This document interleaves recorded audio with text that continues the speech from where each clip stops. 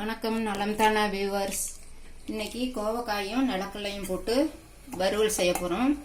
அது கோவக்காவை நமக்கு வேணுங்கிறத எடுத்து இந்த 2 காம்பையும் கிள்ளிட்டு இது எப்பொழுதும் போல் அரிஞ்சுக்கணும். இதில் இந்த விதையை ரொம்ப சாப்பிடக்கூடாதுன்னு சொல்லுவாங்க. அதுக்காக திரும்பவும் தண்ணியில் போட்டு நல்லா ஒரு பிசைஞ்சோம்னா விதையும் கொஞ்சம் போயிடும், அந்த வளவளப்பு தன்மை அது இருக்கும், அதுவும் கொஞ்சம் போயிடும். அது மாதிரி எடுத்து வச்சுக்கிட்டு நிலக்கல்ல நமக்கு பச்சை கல்லையாக இருந்ததுன்னா வேக வச்சு கொஞ்சம் உப்பு போட்டு வேக வச்சு உரிச்சு வச்சுக்கலாம். காஞ்ச கல்லையாக இருந்ததுன்னா கொஞ்சம் நேரம் ஊற வச்சுட்டு வேக வச்சு இது மாதிரி எடுத்து வச்சுக்கணும். அரைக்கிறதுக்கு தக்காளி 1, கொஞ்சமாக வெங்காயம், இஞ்சி, பூண்டு, நான் சும்மா பைண்டிங்காக ஒரே ஒரு முந்திரி பருப்பு மட்டும் போட்டிருக்கேன். 2 முந்திரி பருப்பு கூட போட்டுக்கலாம். மிளகாய் பொடி, மஞ்சள் பொடி, உப்பு, இது எல்லாம் ஒன்றா போட்டு இது தாளிக்கிறதுக்கு கருவேப்பிலை கொஞ்சம் வச்சுருக்கிறேன். இது மற்றதெல்லாம் இதில் மிக்சியில் போட்டு அரைச்சி எடுத்துக்கலாம். இதுலேயே கொஞ்சம் சோம்பு போட்டதில் கால்வாசியும் கொஞ்சம் கூட ஜீரகம்,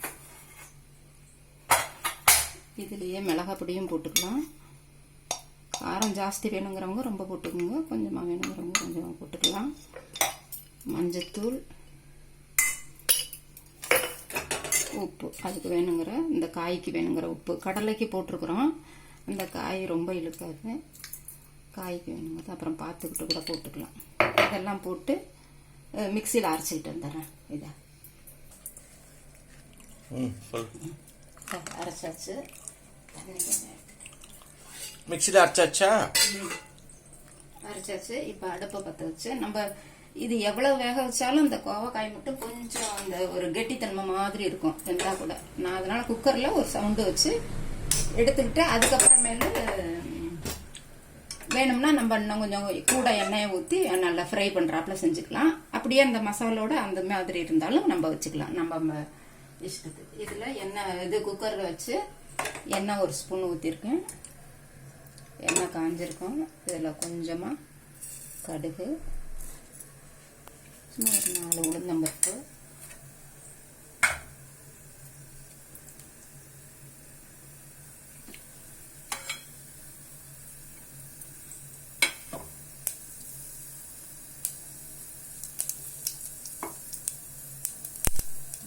கடுகு வெடிக்குது. அந்த உளுந்தம்பருப்பு கொஞ்சம் சவுண்டு வரணும், காய் தோணும். கடுகு வெடிக்குது, உளுந்தம்பருப்பு செவந்துருச்சு. கருவேப்பிலை போட்டு கொஞ்சமாக பெருங்காயம் போட்டு இந்த மசாலா போட்டு எல்லாம் பச்சையாக அரைச்சதுனால இதை போட்டு இந்த பச்சை வாசம் போட வரையில கொஞ்சம் நேரம் கிளறி விட்டுக்கலாம்.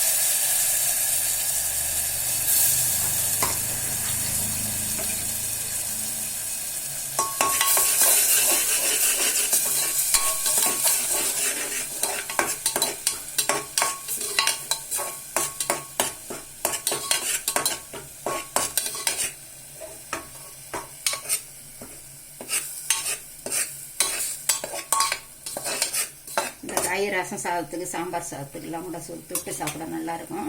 நல்லா வேணும்னா இன்னும் கொஞ்சம் கெட்டி கிரேவியாக வச்சுக்கிட்டு சாதத்துக்கு கூட இந்த கிரேவியை போட்டு சாப்பிட்டாலும் நல்லாயிருக்கும்.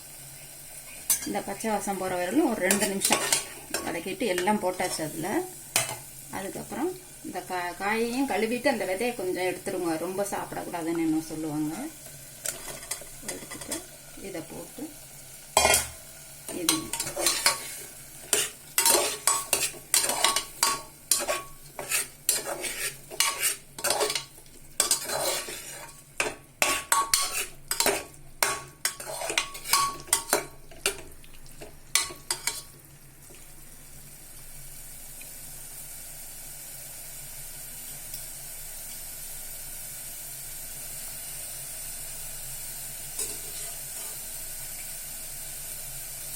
இது ஒரு 2 நிமிஷம் காய் வதங்கினதுக்கப்புறம் கொஞ்சமாக தண்ணி, இந்த மிக்சியை அரைச்ச தண்ணியை அதில் ஊற்றிட்டோம்னா தண்ணி ரொம்ப இழுக்காது, காய் வேகத்துக்கு இழுக்கும்.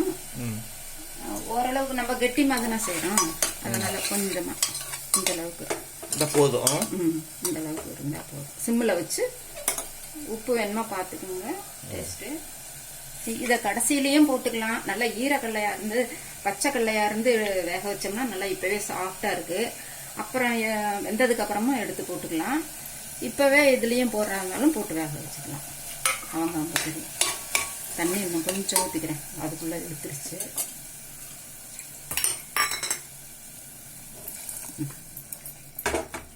இன்னும் கொஞ்சம் தண்ணி போதும். இல்லை, இப்போ சரியாக இருக்கும். இப்போ சரியாக இருக்கும். நம்ம வறுவல் மாதிரி தானே செய்ய போகிறோம். இந்த காய் பார்க்கறதுக்கு இப்படி இருக்க ஒழிய இதில் சும்மா வேக வச்சோம்னா கொஞ்சம் நேரம் ஆகும். இப்படி வேக வச்சோம்னா சீக்கிரமாக வெந்தால் கூட இந்த காய் மட்டும் அந்த கொஞ்சம் நறுக்கு பதம் மாதிரி இருக்கும். ஒரு சிலருக்கு 3/4 பேருக்கு இது பிடிக்க கூட பிடிக்காது. ஆனால் உடம்புக்கு அவ்வளோ நல்லது. நீங்களும் கல்யாண வீட்டில் வந்து பந்தியில் கோவக்காய் தான் ஃபர்ஸ்ட் வைக்கிறாங்க. பெங்களூர் சைடு, கர்நாடகாவில். இது இந்த மோஷன் போகிறதுக்கெல்லாம் இது நல்லா ஃப்ரீயாக போகும். இந்த காய் சாப்பிட்டா டைஜஷன். நீங்களும் செஞ்சு பாருங்க. நீங்களும் இறக்கி வச்சுட்டு கொத்தமல்லி போட்டு நம்ம வேணுங்கிற டேஸ்ட்டுக்கு இருந்தாப்புல சாப்பிட்டுக்க வேண்டியதுதான். வித்வான காட்டுறோம்.